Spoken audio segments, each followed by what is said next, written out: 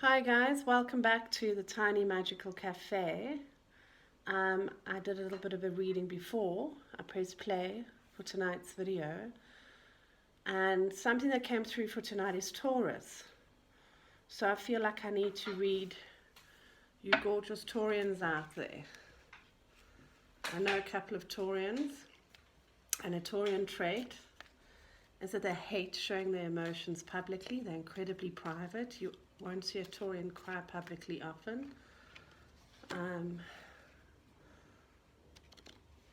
These traits, there's maybe 3 or 4 born under the sun sign. The other 4.3 billion, as I've mentioned in previous videos, you can't compare.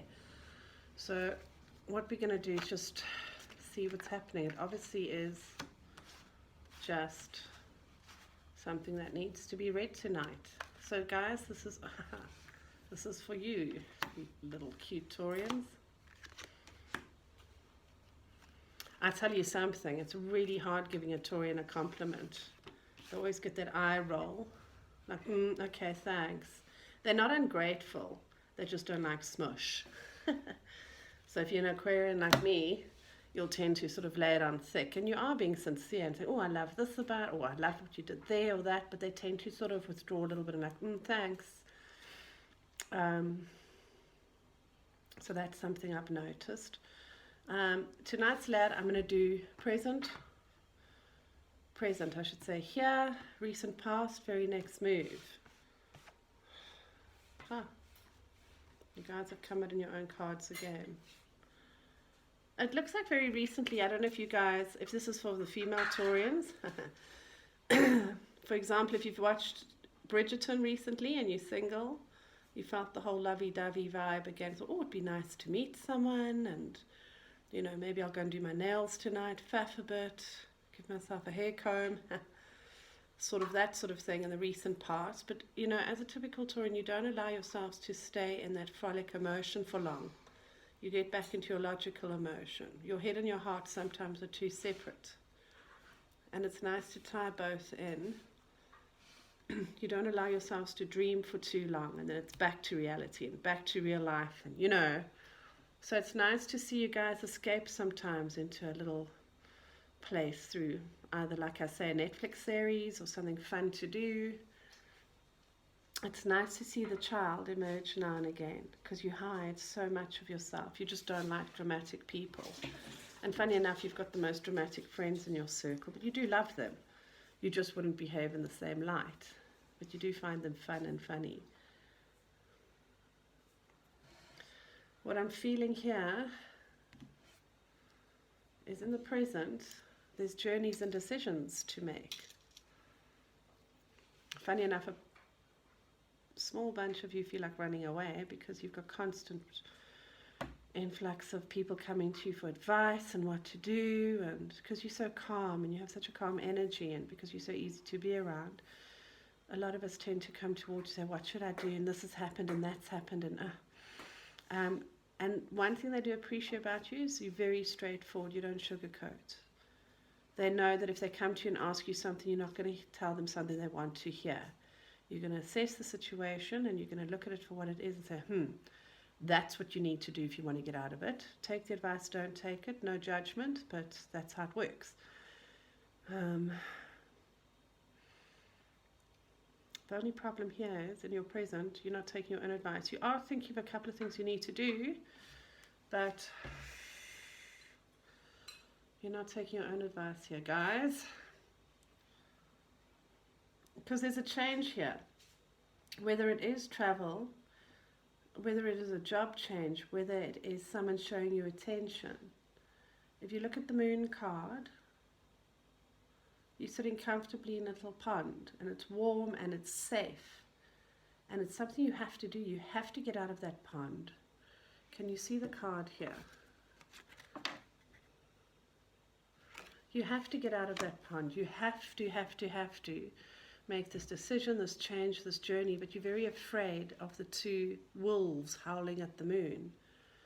But once your logic kicks in, and once you realize they're actually just two friendly dogs, just barking at the moon because the moon's bright and irritating, or whatever the case is to the dogs, you're going to climb out of that water slowly and make that decision.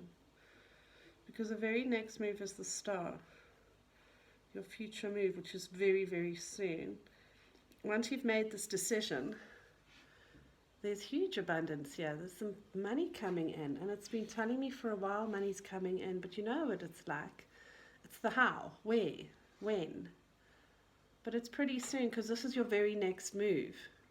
So whatever decision or whatever you have to do to take this journey, take a big gulp and get out of that water and start on that pathway, because this is you here. Sure.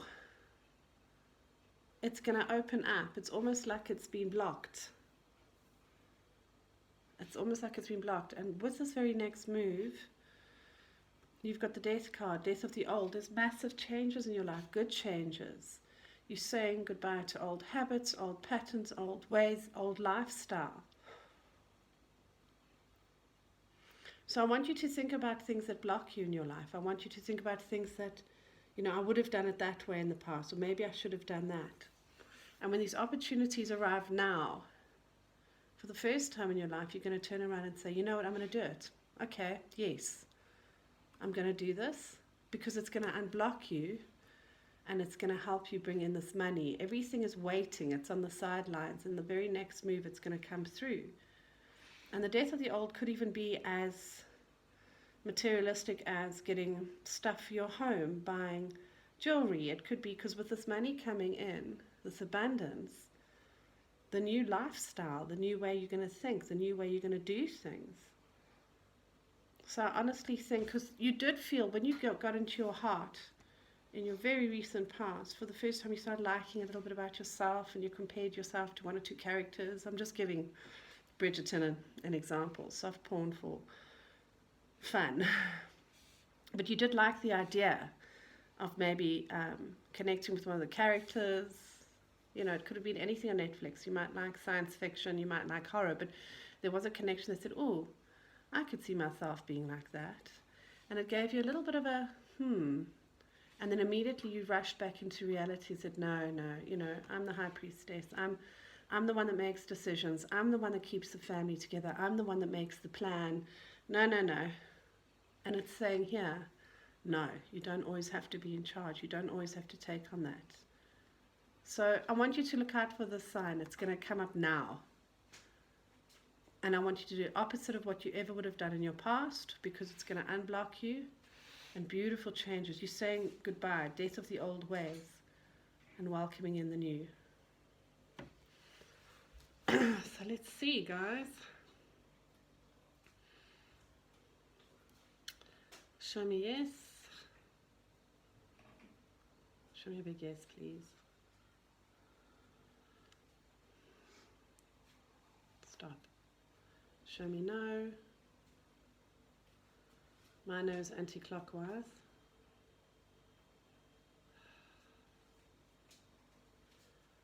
Show me a big no, please. Thank you. Stop. Show me maybe. Just getting my elbow. Hold on. Show me maybe. My maybe goes up and down.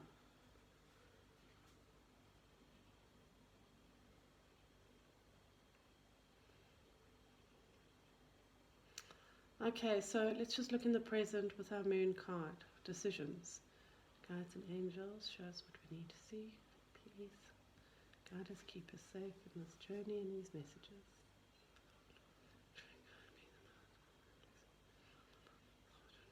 Is there a job decision for some of you?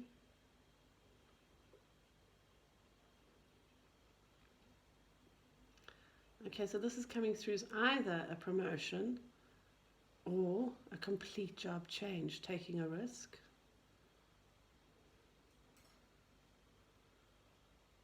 Wow, you might even be escaping in a relationship that it's not so much as it's unhealthy, it's just run its course. And that could be opening up the abundance.